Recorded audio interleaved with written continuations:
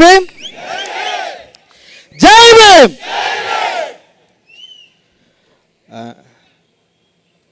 ஜெய் பீம். இது காசுக்காக கூட்டின கூட்டமா? காசு கொடுத்து யாராவது நம்மளை கூப்பிட்டாங்களா? யாருக்காக கூடணும்? அண்ணனுக்காக. அதனால காசு கொடுத்து நம்மளை கூட்டவே முடியாது.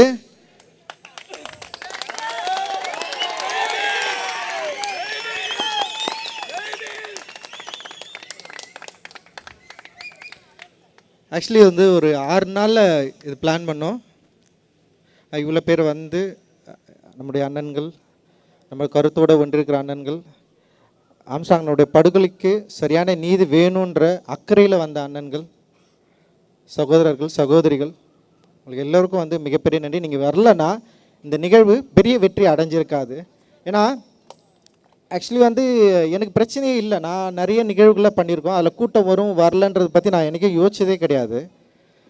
ஒரு 10 பேர் இப்போ எப்படியும் நீலம் பண்பாட்டு மையம் எந்த நிகழ்வு வச்சாலுமே அதை ஃபாலோவர்ஸ் சில பேர் இருப்பாங்க. அவங்க வந்து என்னென்னா நிறைய பேர் வந்து தலித் அப்படின்ற ஒரு வட்டத்துக்குள்ளே மட்டும் இல்லாமல் சமூக நோக்கோடு யாரெல்லாம் வந்து நம்மளோடு சேர்ந்து இணைந்து வேலை செய்ய விருப்பம் இருக்கிறார்களோ, அம்பேத்கர் அரசியலை யாரெல்லாம் ஏற்றுக்கொண்டிருக்கிறார்களோ, சாதி கடந்து நிறைய பேர் வந்து தொடர்ந்து நம்முடைய நீலம் பண்பாட்டு நிகழ்வில் நிறைய பேர் பங்கேற்றிருக்காங்க.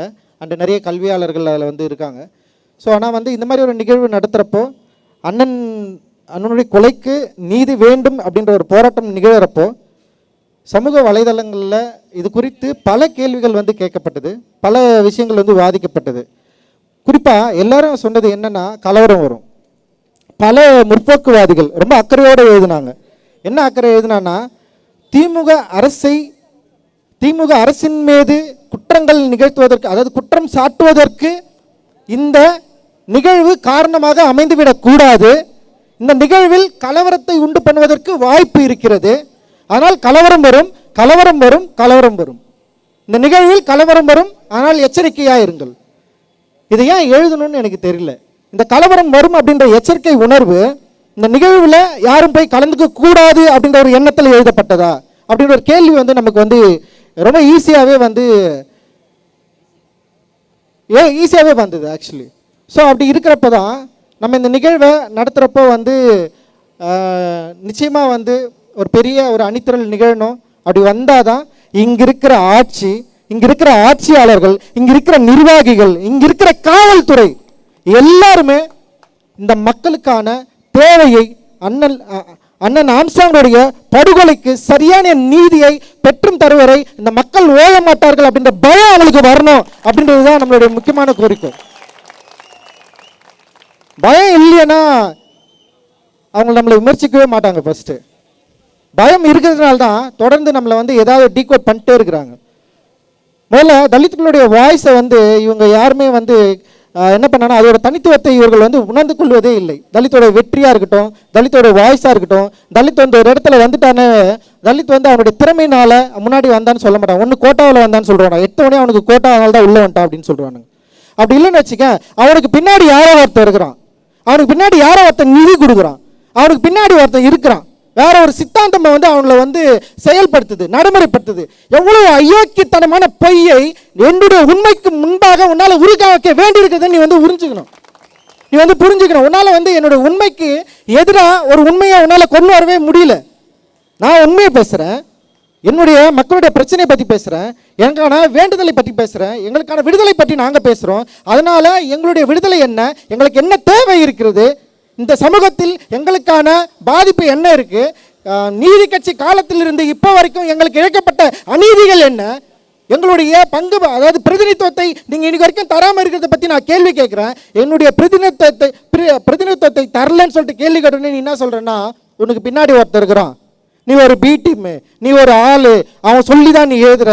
டேய், நாங்கள் அம்பேத்கருடைய பிள்ளைகள். நான் தான் திருப்பி சொல்கிறேன்,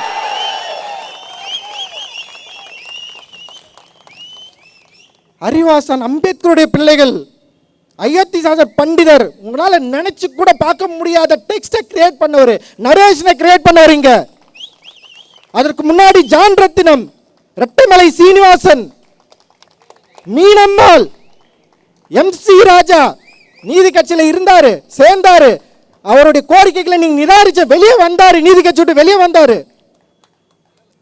எங்களுக்கான விடுதலை வேட்கை என்பது காலங்காலமா இருக்கு, இப்ப இல்ல. அதனால நாங்க எவன் பின்னாடி போய் நிக்க வேண்டிய அவசியம் எங்களுக்கு இல்லை. யாரை பார்த்து நாங்கள் பயப்பட மாட்டோம். நாங்க ஏன் பயப்படணும்? நாங்க ஏன் பயப்படணும்? நீ எனக்கு சோறு போடுறியா? நான் ஏன் உனக்கு பயப்படணும்? நீ எனக்கு என்ன செஞ்ச? நீ எனக்கு வேலை கொடுத்தியா? நான் ஏன் பயப்படணும்? என் ஓட்டு என் கையில் இருக்கு, என் பவர் அது. ஒன் ஓட்டு one value, doctor Baba Saheb Ambedkar சொல்லியிருக்காரு. என் வேல்யூ வச்சு நான் டிமாண்ட் பண்ணேன்னு வச்சுக்க, என் மக்கள் எல்லாரும் ஒன்று திரண்டு இந்த கருத்தின் அடிப்படையில் எல்லாரும் ஒன்று திரண்ட ஒரு நாள் வரும். அந்த நாள் வரப்போ நீ என்கிட்ட வரணும், நீ என்கிட்ட வரணும், நீ எங்க கிட்ட வரணும், நீ எங்க கிட்ட வந்து நிக்கணும். நீங்கள் எங்களுக்கு உதவி செய்யுங்கள் அப்படின்னு வருவ. இன்னைக்கு வந்து ரொம்ப ரொம்ப கேட்டகரைஸ் பண்ற.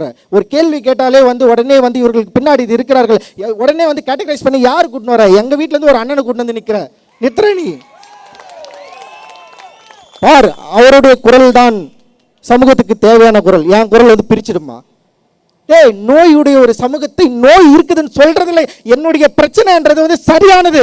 இந்த சமூகம் நோயுடைய சமூகமா இருக்கு. அந்த சமூகத்தை, நோயுடைய சமூகத்தை சரி செய்யணும்னா முதல்ல சரியான மருத்துவர்கள் தேவை. அந்த நோயை கண்டறிய வேண்டிய தேவை நமக்கு இருக்கு. ஸோ நோய் இருக்குன்னு நம்ம சொன்னோன்னு வச்சுக்க, உடனே வந்து இவன் தான் நோயை பரப்புறான், சமூகத்தில் பிரிவினையை உண்டாக்குறான். சமூகம் சரியாவதற்காக வேலை செஞ்சிருக்கின்றோம் பல நூற்றாண்டுகளாக. இப்ப கிடையாது. ஐயன் திருவள்ளுவன் காலத்திலிருந்து பிறப்பக்கும் எல்லா உயிருக்கும் சும்மா கிடையாது. ஆண்டாண்டு காலமாக ஃபைட் பண்ணிட்டே இருக்கிறோம். ஆனால் நீ என்ன பண்ணுற? அண்ணன் ஆம்ஸ்ட்ராங் அண்ணன் செத்தவனே அவர் ரவுடின்னு சொல்லி எழுதுற. யார் எழுதுனது? யார்? ஆம்ஸ்ட்ராங் அண்ணனை ரவுடின்னு சொல்லி வலைதளங்களில் எழுதின அயோக்கியர்கள் யார்? முற்போக்குவாதிகள், அசல் முற்போக்குவாதிகள். ஃபர்ஸ்ட் என்ன பண்ணா? பிஜேபி எழுதுனா அவரு வந்து தப்பானவர் அப்படின்னு சொல்லி உடனே இன்னொரு டீம் இறங்கிச்சு, டிஎம்கே ஐடிவிங்க ஃபுல்லாக இறங்கி அண்ணனை வந்து தப்பு தப்பா எழுதுது. ஸோ உங்களுக்கெல்லாம் வந்து கொஞ்சம் கூட யோசனையே கிடையாதா? அதிகாரத்துக்கு எதிராக திரள்பவர்களே நீங்கள் ரவுடிங்கன்னு சொல்லுவீங்களா? அப்போ நாங்கள்லாம் ரவுடிங்க தான், வேற வழியே கிடையாது.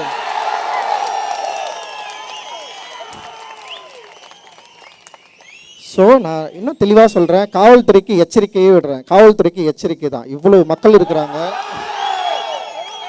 சும்மா இந்த படுகொலையை நீங்கள் வந்து ஈஸியாக டீல் பண்ணிட்டு போகலான்னு மட்டும் நினச்சிடாதீங்க, ஓகேவா? அண்ணல் அம்பேத்கர் கற்றுக் கொடுத்த சட்ட வழிமுறையின்படி நடக்கிறவர்கள் நாங்கள்.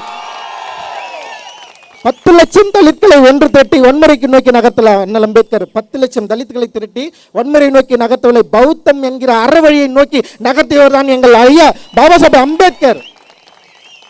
அந்த அம்பேத்கர் வழி, ஐயாவுடைய வழியில், அண்ணலுடைய வழியில் நாங்கள் போராடிட்டு இருக்கோம். எங்களுக்கு வந்து சரியான சட்ட வழிமுறைகள் எங்ககிட்ட இருக்குது. நாங்கள் போராடுவோம். உங்களை எந்த காலத்துலேயும் வந்து ஃப்ரீயாக விட்டுற மாட்டோம். அண்ணனுடைய படுகொலைக்கு பின்னால் இருக்கிற ஐயோக்கியர்களை நீங்கள் கண்டுபிடிக்காத வரைக்கும் நாங்கள் உங்களை விட சும்மா விட மாட்டோம்.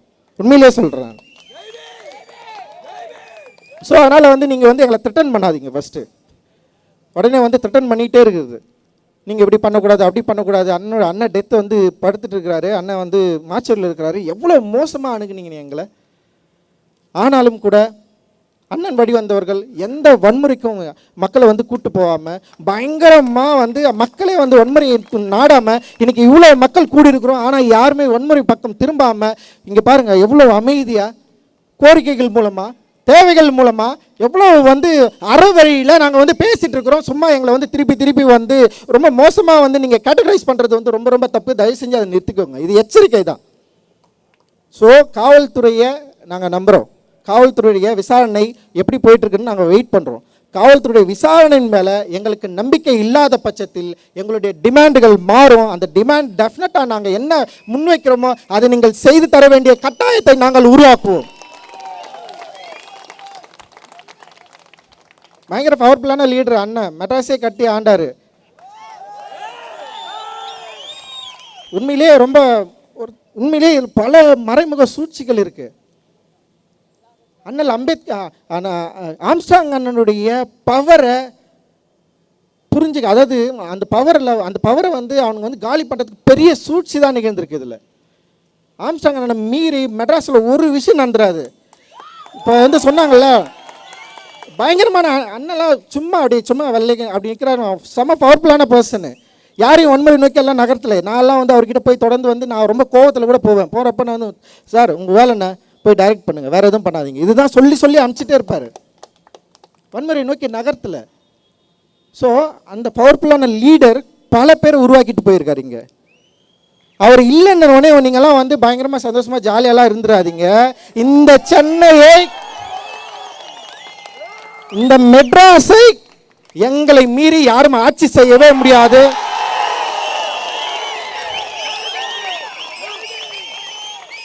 கிட்டத்தட்ட 40% மேலே தலித்துகள் வசிக்கிற பகுதி இது. நாங்கள் அரசியலற்று இருக்கலாம், அரசியல் உடையவர்களாக மாறும்போது, விழிப்புணர்வு அடையும் போது நாங்கள் சொல்வதை நீங்கள் கேட்டே ஆக வேண்டிய நிலைமை உங்களுக்கு வரும். இது ஒரு எச்சரிக்கை. நீங்கள் வந்து அண்ணன் இல்லைன்னு சொன்னோன்னே நீங்கள் ஈஸியாக டீல் பண்ணுற மாதிரி வந்து யோசிச்சிடாதீங்க. டெஃபினட்டாக இது ரியாக்ட் பண்ணுவோம், இது ரியாக்ட் ஆகுன்றதை வந்து நான் இந்த இடத்துல வந்து உத்தரவாதமாக நான் சொல்லிக்கிறேன். ஏன்னா அண்ணன் சாதாரண வேலையை பண்ணலைங்க. மற்ற தலைவர்கள் போல் வந்து ஆம்ஸ்ட்ராங் அண்ணன் இல்லை. தயவு செஞ்சு நல்லா புரிஞ்சுக்கோங்க.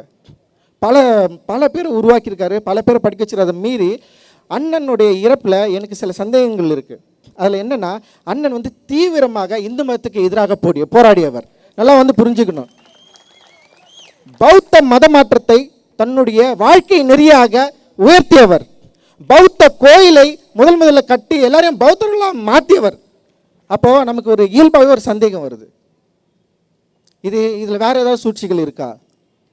பல சூழ்ச்சிகள் இருக்கிறதா நம்ம வந்து பார்த்துட்டு இருக்கோம். ஆனால் மறைமுகமாக இந்த அரசியலை இவர் தேர்ந்தெடுத்து செய்கிறது மூலமாக, ஏன்னா அவர் சமீப காலங்களில் தன்னுடைய குழந்தை பிறந்ததுக்கப்புறம் தீவிர பௌத்தராக மாறினதுக்கப்புறம் வந்து நிறைய பேர் கூட சுற்றுறதே அவர் அவாய்ட் பண்ணியிருக்கார். முழுக்க வந்து தன்னை பௌத்தராக வந்து அப்ளை பண்ணதுக்கப்புறம் வந்து அவர் வந்து நிறைய ஆட்களை கூட வைத்துக்கொள்வது கூட வந்து நிறைய யோசிச்சிருக்காரு. ஸோ அந்த பௌத்த அறநெறி அவர் வந்து தனியாக மாற்றிருக்கு. அந்த பௌத்த அறநெறி அவருக்கு பெரிய பவரை கொடுத்துருக்கு. அவர் அதை நம்பியிருக்காரு. ஆனால் அந்த நம்பிக்கை அவருடைய படுகொலை வரைக்கும் கொண்டு போய் நிறுத்திருக்கு. ஆனால் இந்த சூழ்ச்சியை நம்ம சரியாக புரிஞ்சிக்க வேண்டிய தேவை இருக்குது. இந்த கோணத்திலையும் வழக்கை காவல்துறை விசாரிக்க வேண்டும் என்பது எங்களுடைய கோரிக்கை. நீங்கள் இந்த கோணத்திலும் ஆம்ஸ்ட்ராங்குடைய படுகொலையை நீங்கள் விசாரிக்க வேண்டிய தேவை இருக்கு. ஸோ இந்த கூட்டம் இதோட வந்து அப்படியே கலைஞ்சு போயிடும் மட்டும் நீங்கள் வந்து நினச்சிடாதீங்க. நாங்கள் திரும்பவும் சொல்கிறோம், நீங்கள் எங்களை என்னன்னாலும் பயமுறுத்தலாம். ஸோ உங்கள் கட்சியில் நாங்கள் வந்து கட்சிக்காரர்களாக சேர்ந்து எம்எல்ஏவாக ஜெயிச்ச அடிமைகள் கிடையாது. நாங்கள் அதை புரிஞ்சு ஒரு மேயர் ஒரு அம்மா இருக்கிறாங்க இங்கே. நீ டிஎம்கேல இருக்கிறதுனால மேயர் கிடையாதுமா. ரிசர்வேஷன் அப்படின்ற ஒரு வார்த்தையினால் நீங்கள் மேயராக்கப்பட்டிருக்கிறீர்கள். கயல்விழி செல்வராஜ் நீங்க வந்து ஏன் ஆதி திராவிட நலத்துறை அமைச்சராக மாறினீங்கன்றதை நீங்க புரிஞ்சுக்கோங்க. ஓகேவா? Reservation okay. Doctor Baba Saheb Ambedkar வாங்கி கொடுத்த ரிசர்வேஷன் என்கிற சட்டத்தின் அடிப்படையில் நீங்க எல்லாம் மாறி இருக்கிறீங்க. எத்தனை எம்எல்ஏக்கள் இருக்கிறீங்க, எத்தனை எம்பிக்கள் இருக்கிறீங்க. ஏன் ஆம்ஸ்ட்ராங் அண்ணன் சாவு உங்களால் வந்து பார்க்க முடியும்? அப்படி என்ன பயம் உங்களுக்கு? நீங்களாம் ஒன்றும் தெரியல முடியாதா? நான் கேட்குறேன். நான் எப்போ இந்த பயத்திலேருந்து விடுபட போறீங்க? உங்களுடைய கட்சி உங்களை கட்டுப்படுத்துதா? நீங்கள் தலித்துகளுக்கு ஆதரவாக பேசக்கூடாதா? தலித்துகளுக்கு ஆதரவாக போராடக்கூடாதா? அப்புறம் எதுக்கு நீங்கள் ரிசர்வேஷனில் நின்று ஜெயிக்கணும்? புரியல எனக்கு. புரட்சியாளர் அம்பேத்கர் சொல்கிறார், இந்த தனித்தகுதி மூலமாக இங்கே இருக்கிற அரசியல்வாதிகள் அரசியல் ஒரு அடிமைகளை தான் உருவாக்க போகிறது அப்படின்னு சொன்னார். ஸோ எத்தனை காலம் இன்னும் அடிமைகளாக இருக்க போகிறீங்க தலித் எம்எல்ஏக்களும் எம்பிக்களும்? எப்போ நீங்கள் மக்களுக்காக வந்து பேச போகிறீங்க? எந்த பிரச்சனையில் நீங்கள் மக்களுக்கு எதிராக ஆதரவாக வந்து நின்றுங்க? நீங்கள் வேங்கவயல் பிரச்சனைக்கு நீங்கள் வந்தீங்களா? இல்லை எத்தனை ஆணவ படுகொலைக்கு நடக்குது? எவ்வளவு பிரச்சனைகள் தொடர்ந்து நடந்துகிட்டே இருக்குது. தலித் மக்கள் எவ்வளவு இந்த 3 ஆண்டுகள் மட்டும் இல்லாமல் கடந்த எத்தனை ஆண்டுகளாக ஏடிஎம்கே இருக்கிறப்ப இதே பிரச்சனை, டிஎம்கே இருக்கிறப்ப இதே பிரச்சனை. ஸோ நம்முடைய பிரச்சனைன்னு சொல்லிட்டு சொல்லிகிட்டே இருக்கிறோம். ஆனால் அந்த பிரச்சனைகளை இந்த மக்களுடைய பலனின்படி, ரிசர்வேஷன் பலனின்படி வெற்றி பெற்ற எம்பி எம்எல்ஏக்கள் உங்களுக்கு ஒரு நாளாவது, ஒரு செகண்டாவது நீங்கள் எந்த விதியின் அடிப்படையில், எந்த தத்துவத்தின் அடிப்படையில், எந்த வாய்ப்பின் அடிப்படையில் நீங்கள் எம்எல்ஏ ஆக்குனீங்க, எம்பி ஆகிருக்கிறீங்கன்னு சொல்லிட்டு யோசிச்சிருந்தீங்களா? இந்த மக்களுக்காக நீங்கள் பேசியிருக்க மாட்டீங்களா? ஏன் பேசலை? நீங்கள் எப்போ பேச போகிறீங்க? அப்போ பேசலைன்னா தயவு செஞ்சு நீங்கள் இந்த எம்எல்ஏ எம்பி பதவிகளை ரிசைன் பண்ணிட்டு போயிடுங்கன்ற நான் சொல்கிறேன். இது ரொம்ப நியாயமான கோரிக்கை, ரொம்ப ஆதங்கமான கோரிக்கை. நான் ஏன் வந்து இங்கே பேசிட்டு இருக்கணும்?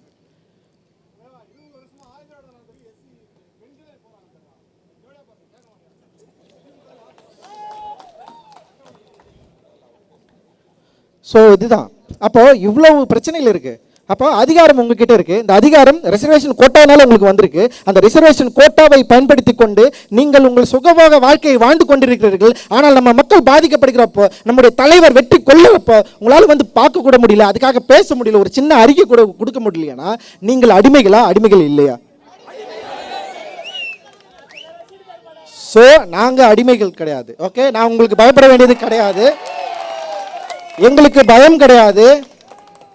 நாங்கள் டாக்டர் பாபா சாஹேப் அம்பேத்கர் பிள்ளைகள். நாங்கள் பயம் இல்லாமல் பேசுவோம், பயம் இல்லாமல் வாதாடுவோம், பயம் இல்லாமல் சேருவோம், பயம் இல்லாமல் இருப்போம். எங்களுக்கு ஒரு காலம் நாங்கள் வன்முறை நோக்கி நாங்கள் நகர மாட்டோம்.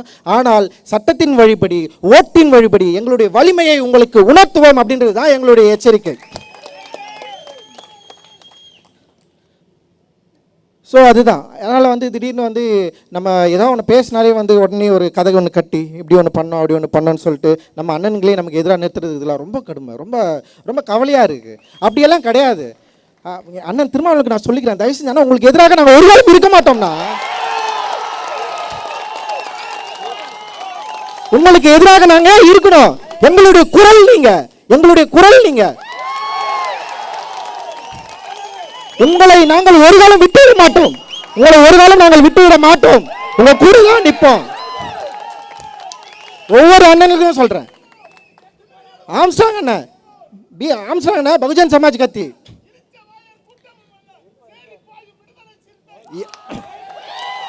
ஸோ அதுதான் பகுஜன் சமாஜ் கட்சியை சேர்ந்த ஆம்ஸ்ட்ராங் அண்ணன். நான் ஒரு நீளம் பண்பாட்டு மையம்னு சொன்ன ஆரம்பிக்கிறேன்னு வச்சுக்கேன். அண்ணன் என்னைக்காவது கூப்பிட்டு என்ன கேட்டிருக்கேன், நீ ஏன்ப்பா புதுசாக ஒரு அமைப்பு ஆரம்பிக்கிறேன்னு? கேட்கவே இல்லை. நிறைய பேர் போயிட்டு அண்ணங்கிட்ட போயிட்டு என்ன கம்ப்ளைண்ட் பண்ணியிருக்காங்க. அவர் என்ன சொன்னா தெரியுமா? எதுவுமே சொல்ல, தம்பி இருக்கட்டும், தம்பி பண்ணிட்டோம். அப்படிதான் எல்லா இயக்கங்களும். நமக்கு நிறைய தலைமைகள் தேவைப்படுது, நிறைய இடங்களில் வேலை செய்ய வேண்டியது இருக்குது, அவ்வளோ வேலை நம்ம செய்ய வேண்டியது இருக்குது. சும்மா ஒரு குரலாக வந்து ஒரு இடத்துல அப்படி நின்று நம்மளால் முடியாது. பல பல வாய்ஸஸ், நம்ம பல டிஃப்ரெண்ட் வாய்ஸஸ். இந்த வாய்ஸ் எல்லாமே எங்கே போய் நிற்குதுன்னா அதிகாரத்துக்கு எதிராக போய் நிற்குது. அதிகாரத்துக்கு எதிராக போகிறப்ப நம்ம எல்லாரும் ஒன்று சேர வேண்டிய தேவை இருக்குது. அதனால் ஒரு காலத்திலும் வந்து அண்ணன் கவலைப்படுற மாதிரி வந்து நாங்கள் அப்படி விட்டுற மாட்டோம். உண்மையிலே சொல்கிறேன், நம்ம எல்லாரும் ஒன்று சேர்ந்து நிற்போம். நமக்குள்ள கட்சிகள் வேறுபட்டு இருக்கலாம், நமக்குள்ள வந்து கொள்கை வேறுபட்டு இருக்கலாம், ஆனால் நம்முடைய மக்கள் பிரச்சனையாக இருக்கிறப்ப, பாதிக்கப்பட்டப்ப நம்ம எல்லாரும் ஒன்று சேர வேண்டிய தேவை இருக்குது. ஸோ இங்கே இருக்கிற அரசியல் நம்மளை வந்து பிரித்தாலும் சூழ்ச்சியில் நிகழ்ந்துட்டு இருக்கு. ஆல்ரெடி வந்து இங்கே பட்டியலின சமூகத்தில் இருக்கிற 3 டாமினேட் காஸ்ட்டை வந்து தனித்தனியாக பிரிச்சுட்டாங்க. யார் பிரிச்சுது? ஏன் முன்னாடி வந்து 80களில் 90களில் வந்து ஒன்றா ஆரம்பித்த கட்சிகளில் எல்லாருமே இருந்தாங்க, இன்னைக்கு ஏன் இல்லை? ஏன் வந்து இந்த அமைப்புகளில் வந்து ஒற்றுமை இல்லை? யார் பிரிச்சது? யார்? எல்லாமே வந்து துண்டு துண்டாக மாற்றிட்டாங்க, பிரிச்சுட்டாங்க. நீ அவனுக்கு எதிராக நிலை, நீ அவனுக்கு எதிராக நிலை, உன்னுடைய உரிமைகளை அவன் பறிச்சுக்கிறான், உன்னுடைய உரிமைகளை அவன் பிரிச்சுக்கிறான். 25-30% இருக்கிற மக்களை துண்டு துண்டாக பிரித்து, தனித்தனியாக பிரித்து, தனித்தனி கொள்கைகளை அவங்க கிட்ட கொடுத்து நம்முடைய ஒற்றுமையை சிதைச்சிட்டான். நம்ம ஒற்றுமையாக இருந்தால் 30%, 25% இருக்க மக்கள் நம்முடைய பிரதிநிதித்துவத்துடைய வலிமையை நம்மளால் நம்ம வந்து எவ்வளோ பெரிய ஒரு பவர்ஃபுல்லான மக்களை நம்ம இருக்கிறோம், டிமாண்டட் கம்யூனிட்டியாக இருக்கிறோம். அந்த டிமாண்ட் கம்யூனிட்டியை உடைச்சி செதறி ஸ்கேட்டடாக மாறி நீ தனியார், நீ தனியார், நீ தெரியாதுன்னு சொல்லி நம்முடைய ஒற்றுமைக்கு பெரிய ஒரு விலையை பேசி இன்னைக்கு வந்து தனித்தனி குழுக்களாக, தனித்தனி அமைப்புகளாக இருக்கிறப்போ அட்லீஸ்ட் பிரச்சனைகள் அடிப்படையில் நம்ம எல்லாரும் ஒன்று சேர வேண்டிய தேவை இருக்குது. அந்த தேவையை இங்கே இருப்பவர்கள் உடைப்பதற்கு பல காரணங்கள் இருக்குது. சும்மா எப்போ பார்த்தாலும் வந்து பிஜேபிக்கு எதிரானவர்கள் நாங்கள். நான் தான் சொல்றேன்னு, பிஜேபியின் அடிப்படையான ஆர்எஸ்எஸ்க்கு எதிராக உதித்தவர் பாபா சாஹேப் அம்பேத்கர். ஆர்எஸ்எஸ்க்கு எதிராக நாக்பூரிலேயே மிகப்பெரிய களம் கண்டவர் பாபா சாஹேப் அம்பேத்கர். முதல்ல நல்லா புரிஞ்சுக்கோங்க. பிஜேபி ஒரு காலம் எங்கள் பகுதியில் வராது, வரவும் விட மாட்டோம். நாங்கள் திருப்பியும் அதுதான் சொல்றோம், பிஜேபிக்கு நேர் எதிரானவர்கள், பிஜேபிக்கு நேர் எதிரானவர்கள். சும்மா எங்களை வந்து இதுக்கு பின்னாடி அவன் இருக்கிறான், இவன் இருக்கிறான், இங்கே வந்து ஒற்றுமையை குலைக்க பார்க்குறான் அப்படிலாம் கிடையாது. எங்களுடைய டிமாண்ட் இது, எங்களுடைய பிரதிநிதித்துவம் இல்லை. இங்கே ஒரு ஒரு அண்ணன் கொலை செஞ்சு இருக்கிறார் மாட்சியவரில், அவர் படுக்க வைக்கிறார், அவர் நல்லடக்கம் செய்கிறதுக்கு ஒரு இடத்த உங்களால் உருவாக்கி தர முடிஞ்சுதா? என்ன நீங்கள் சமூக நீதி மாடல் எனக்கு தெரியல. உங்களுக்கு தெரியாதா? ஆம்ஸ்ட்ராங் அண்ணன் என்ன வேலை செஞ்சார், யார் அவருன்னு சொல்லிட்டு? இவ்வளோ மக்கள் வந்து திரண்டு இருக்கிறாங்க, இவ்வளோ மக்கள் அமைதியாக போராடுற ஒரு போலீஸ்கார் சொல்கிறாரு, எங்களுக்கு தெரியாது ஆம்ஸ்ட்ராங் அண்ணா டெத்தில் இவ்வளோ மக்கள் வருவாங்கன்னு. தெரியாமல் நீ ஏன் இருக்கிற? எனக்கு தெரியல. எனக்கு அப்போ எங்களை பற்றி உங்களுக்கு கவலை இல்லை, எங்களை பற்றி நீங்கள் தெரிந்து கொள்ள மாட்டீர்கள், நாங்கள் யாருன்னே உங்களுக்கு தெரியாது. அப்புறம் நாங்கள் ஏதாவது ஒரு டிமாண்ட் வச்சா உங்களுக்கு நாங்கள் இதுதான் தருவோம் அதுதான் தருவோம்னு சொல்லிட்டு பல ஆணவ கொலைகள் நடந்துட்டு இருக்குது. ஆணவ கொலைக்கு தனி சட்டமே தேவையில்லைன்னு சொல்கிறீங்க. எந்த இடத்துல இது வந்து உருவாகுதுன்னே எனக்கு தெரியல. அவ்வளோ பிரச்சனைகள் இருக்குது. உடனே பேசணுன்னே நீங்கள் டிஎம்கேக்கு எதிராக மட்டும் தான் பேசுகிற. நாங்கள் இங்கே இருக்கிற அரசியல் கட்சிக்கு எல்லாத்துக்கும் எதிராக பேசுகிறோங்க. எல்லா கட்சிகளும் எங்களை ஏமாற்றி இருக்கிறார்கள், அதுதான் உண்மை. காங்கிரஸிலிருந்து அந்த மாற்றுக்கு வந்து புதிய நீதி கட்சிக்கு வந்தோம். நீதி கட்சியிலிருந்து அப்படியே வந்து என்ன பண்ணுறோம், திராவிட முன்னேற்ற கழகம் வரப்போ அங்கே வரோம், அங்கேருந்து ஏடிஎம்கேக்கு போகிறோம், ஏடிஎம்கேலேருந்து திரும்ப டிஎம்கேக்கு வரோம். மாறி மாறி மாறி எங்களுடைய ஓட்டு யாருக்கு கிட்ட இருக்குது, எங்களுடைய ஓட்டு வங்கி யார்கிட்ட இருக்குது, யாருக்கு நாங்கள் போட்டுருக்கிறோம்? ஏடிஎம்கே டிஎம்கே 2 கட்சிக்கு தானே மாறி மாறி மாறி போட்டுட்ருக்கிறோம். நீங்கள் எங்களுக்கு என்ன செஞ்சீங்க? என்ன செஞ்சிட்டு இருக்கிறீங்க? அப்போ ஒரு தலைவர் இறந்த உடனே அந்த தலைவரை ஊருக்கு வெளியே புதைக்கிறதா உங்களுடைய திட்டமா? இப்போ நாங்கள் டிமாண்ட் ஒன்று வைக்கிறோம், அந்த தலைவருக்கு மணிமண்டபம் சென்னையில் கட்டணும். உங்களால் முடியுமா? நீங்கள் சொல்லுங்கள். நீங்கள் ஓகே, தலித் மக்களுடைய இவ்வளோ மக்கள் திரண்டு வந்து ஒரு கோரிக்கை வைக்கிறாங்க, ஆம்ஸ்ட்ராங் அண்ணனுக்கு இங்கே சென்னையிலே ஒரு மணிமண்டபம் நாங்கள் கட்டணும்னு விரும்புகிறோம். கட்டுறமா வேணுமா வேணாமா? வேணுமா வேணாமா? சரி, திமுக அரசிடம் முறையாக கோரிக்கை வைக்கிறோம். சமூக நீதியின் மேல் பற்றுள்ள திமுக அரசே, அண்ணன் ஆம்ஸ்ட்ராங் அவர்களுடைய மறைவை ஒட்டி அதற்கு பிறகு நடந்த சில விஷயங்களை நாங்கள் மறப்பதற்கும் தயாராக இருக்கிறோம். நீங்கள் முடிந்தால் இதை நீங்கள் வந்து எங்களுக்கு வந்து ஒரு சப்போர்ட்டிவாக மாற்றுறதா இருந்தால் அண்ணனுக்கு மணிமண்டபம் சென்னையில் நீங்கள் கட்ட தயாராக இருக்க வேண்டும், எங்களுடைய வேண்டுகோள் இது.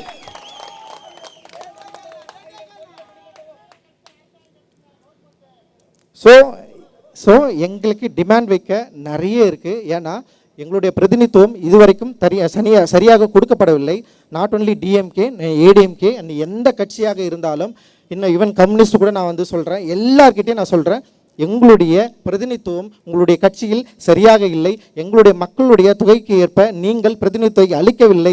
எங்களுடைய அடிப்படை உரிமையான ரிசர்வேஷன் மூலமாக எங்களுக்கு நீங்கள் ஒதுக்கிய எம்எல்ஏ சீட்டுகள், எம்எல்ஏக்களும் எம்பிக்களும் ஒரு நாளும் தலித் மக்களுடைய பிரச்சனை பற்றி பேசவே இல்லை. அதனால் அவர்களை முதல்ல வந்து டிஸ்குவாலிஃபை பண்ணி அவங்களை எல்லாருமே வந்து நீங்கள் வந்து எம்எல்ஏ எம்பியிலேருந்து நீக்குங்க அப்படின்றத வந்து நாங்கள் இங்கே கோரிக்கையாக வைக்கிறோம். இன்னொன்று முக்கியமாக, ஏன்னா இது வந்து சும்மா விடுறதுக்கு, இதுக்கப்புறம் தலித் பிரச்சனைகள் ஏதாவது நடந்தா இங்க இருக்கிற ஆதிதிராவிட நலத்துறை அமைச்சர், ரிசர்வேஷன் மூலமாக வெற்றி பெற்ற எம்பி எம்எல்ஏக்கள் அண்ட் மேயர் நீங்க எல்லாம் வந்து பார்க்கலன்னு வச்சுக்கீங்களேன், உங்களை வந்து சும்மா விட மாட்டேன். இப்பயும் சொல்றேன், முற்றுகை போராட்டம் தான் உங்களுக்கு. எவ்வளவு நாள் நீங்க இப்படியே இருக்க போறீங்க? எவ்வளவு நாள் எங்களை ஏமாத்திட்டு இருக்க போறீங்க? அப்படி இல்லையா, நாங்க வந்து டிஎம்கே தான், நாங்க ஏடிஎம்கே தான், நாங்க எந்த கட்சி தான் இந்த கட்சி தான் சொல்றீங்கன்னா ரிசர்வேஷன் கோட்டாவை பயன்படுத்தாதீங்க. அவ்வளவுதான் நான் சொல்லுவேன். நான் நிறைய கோபம் இருக்குது, ஓகேவா? அந்த கோபம் என்பது எங்களுடைய ஆதங்கம். இத்தனை நாட்களாக நாங்கள் வேண்டி விரும்பி எதிர்பார்த்து கொண்டிருந்தது. இந்த மாற்றம் நிகழவே இல்லை. இந்த மாற்றம் எப்போது நிகழும்னு சொல்லிட்டு பல தலைமுறைகளாக காத்து கொண்டிருக்கிறோம். ஆனால் தலைமுறை கடந்த பின்பும் வந்து நீங்கள் தொடர்ந்து வந்து என் மக்களுடைய பிரச்சனைகளை, வன்கொடுமைகளை பற்றி நீங்கள் வந்து துளியும் ஆராயாமல் அந்த பிரச்சனையை வந்து அண்டர்ஸ்டாண்ட் பண்ணிக்காமல் நீங்கள் வந்து மற்ற சாதி பிரச்சனைகளும் தலித் சாதி பிரச்சனைகளும் ஒரே மாதிரி அணுகிறது தான் இதோட பிரச்சனை. அது முதல்ல வந்து தயவு செஞ்சு இதை புரிஞ்சுக்கோங்க. மற்ற சாதி பிரச்சனை வேற, தலித் பிரச்சனைகள் வேற, அதுவும் கிடையாது. இப்போ வந்து உயர் சாதி வர்க்கம் அப்படின்னு சொல்கிற ஓபிசி இல்லை எம்பிசி இல்லை அந்த பிசி சாதியில் இருக்கிற சாதி ஒடுக்குமுறையும் எஸ்சி ஒடுக்குமுறையும் வேற. நீங்கள் ரெண்டுத்தையும் ஒன்றா வச்சு எல்லாமே ஒரே சாதி அமைப்பு அப்படின்னு எல்லா சாதியும் வந்து ஒரே மாதிரியான பிரச்சனை தான் ஹேண்டில் பண்ணுதுன்னு நினைக்காதீங்க. அப்படி நினைக்கிறதெல்லாம் இங்கே பிரச்சனையே. அப்போ நீங்கள் அறியாமையில் இருக்கிறீர்கள். உங்கள் அறியாமையை சரி செய்வதற்கான வேலையை நீலம் பண்பாட்டு மையம் இங்கே இருக்கிற தோழர்களும் நாங்கள் செய்வோம் அப்படின்னு நான் வந்து இந்த நேரத்தில் வந்து உறுதி கூறுகிறோம். அண்ட் வந்து உண்மையிலே ரொம்ப மகிழ்ச்சியான ஒரு எழுச்சியாக நான் இது வந்து பார்க்குறேன். ஆம்ஸ்ட்ராங் அண்ணனுக்கு பிறகு இங்கே சென்னையை நோக்கி இருக்கிற நிறைய மக்களுக்கு வந்து ஒரு சின்ன மனத்தடங்கள் இருந்தது. இதற்கு பின்னாடி இதுக்கப்புறம் வந்து யார் இதை வந்து இதை ஹேண்டில் பண்ண போகிறாங்க, மக்கள் கூடுவாங்களா கூட மாட்டாங்களா அப்படின்னு ஒரு பிரச்சனை இருக்கிறப்போ ஆம்ஸ்ட்ராங் அண்ணனுக்காக அவருடைய படுகொலைக்கு நீதி வேண்டி இவ்வளோ மக்கள் நம்ம வந்து கூடியிருக்கிறோம்ல, இதுவே மிகப்பெரிய அறைகூலாக நான் வந்து பார்க்குறேன், மிகப்பெரிய வெற்றியாக இதை பார்க்குறேன். தன்னார்வத்தோடு கலந்து கொண்ட ஒவ்வொரு சகோதர நெஞ்சங்களுக்கு வந்து என்னுடைய மிகப்பெரிய நன்றியையும் ஜெய்பீம் கலந்த வணக்கத்தையும் நான் வந்து தெரிவிச்சுக்கிறேன். இது ரொம்ப சாதாரண விஷயம் கிடையாது. இது ஒரு எழுச்சி. இந்த எழுச்சியை சரியாக புரிந்து கொள்ளுங்கள். நீங்கள் உடனே இது வந்து ஒரு கேட்டகரிஸ் வச்சு ஒரு ஜாதி ஒரு மனநிலையில் நீங்கள் பார்ப்பீங்கன்னா உங்களுடைய மிக மோசமான பிற்போக்குத்தனமுடையவர்கள் வேறு யாரும் இருக்க மாட்டார்கள். ஸோ எங்களுடைய டிமாண்ட் வந்து நீலம் பண்பாட்டு மையம் இதில் வந்து நாங்கள் வச்சுருக்கிறோம். இந்த டிமாண்டை வந்து நாங்கள் உங்களுக்கு எல்லாருக்குமே வந்து நாங்கள் கொடுத்துருக்குறோம். நீங்கள் எல்லாருமே இதை வந்து வாங்கிக்கலாம். இது வந்து வலைதளங்களில் நாங்கள் வந்து ரிலீஸ் பண்ணுறோம். அண்டு இந்த நிகழ்ச்சிக்கு ஒத்துழைப்பு தந்த அனைத்து நல் உள்ளங்களுக்கு வந்து எங்களுடைய மிகப்பெரிய நன்றியை வந்து காணிக்கையாக்குறோம். அதோடு தயவு செஞ்சு இங்கே நம்ம எப்படியே பிரிஞ்சு போயிட வேணாம். நிறைய பிரச்சனைகள் தொடர்ந்து நிகழ்ந்துகிட்டே இருக்குது. அது யார் ஹேண்டில் பண்ணுறது, யார் செயல்படுத்துறதுன்ற நிறைய கவலைகள் இருக்குது. நிச்சயமாக நீலம் பண்பாட்டு மையம் மக்களுக்கான தலித் மக்களுக்கான பிரச்சனையை வெரி ஸ்ட்ராங்காக எந்த காம்ப்ரமைஸும் இல்லாமல் செய்யும் அப்படின்னு நினைக்கிறேன். இதுக்கு பின்னாடி எந்த விதமான வேலையும் இல்லை. இது முழுக்க அம்பேத்கர் பாதையில் பாபா சாஹேப் அம்பேத்கரை ஏற்றுக்கொண்ட ஒரு மாணவனாக எல்லாருமே நாங்கள் இங்கே இருக்கிறோம். இந்த சமூகத்துக்காக பிரச்சனைகளுக்காக தொடர்ந்து போராடுவதற்கும் களம் காடுவதற்கும் நாங்கள் தயாராக இருக்கிறோம். நம்ம எல்லாரும் ஒன்று சேர்ந்து போராட வேண்டிய தேவை இருக்குது. ஏன்னா நம்முடைய பவரை காட்ட வேண்டியது இருக்குது. டிமாண்டை உருவாக்குகிற ஒரு கம்யூனிட்டியாக நம்ம மாற வேண்டிய தேவை இருக்குது. நம்ம மாறுறது தான் அண்ணன் ஆம்ஸ்ட்ராங் அவர்களுக்கு நம்ம வந்து செய்கிற மிகப்பெரிய காணிக்கையாக இருக்கும்னு நான் நினைக்கிறேன். நிச்சயமாக காவல்துறையும் திமுக அரசும் இங்கே இருக்கிற நிர்வாகமும் இந்த வாய்ஸை வந்து கரெக்டாக எடுத்துப்பாங்க அப்படின்னு நினைக்கிறேன். இதை வந்து ஒரு விமர்சனமாக சரியாக புரிஞ்சுப்பாங்கன்னு நான் நினைக்கிறேன். இதை எதிர்மறையில் வைக்க வேண்டிய விருப்பம் எங்களுக்கு கிடையாது. எங்களுக்கு வந்து எங்களுடைய சரியான நியாயமான கோரிக்கைகள் நிறைவேற்றப்பட வேண்டும் அப்படின்றது தான் எங்களுடைய டிமாண்டு. அந்த டிமாண்டை நாங்கள் உங்களிடம் வைத்திருக்கிறோம். நீங்கள் சரியாக இதை கண்டுகொள்வீர்கள் என்று நம்புகிறோம். அந்த வகையிலே நாங்கள் இங்கிருந்து விடைபெறுகிறோம். ஜெய்பீம். மகிழ்ச்சி. ஜெய்பீம்.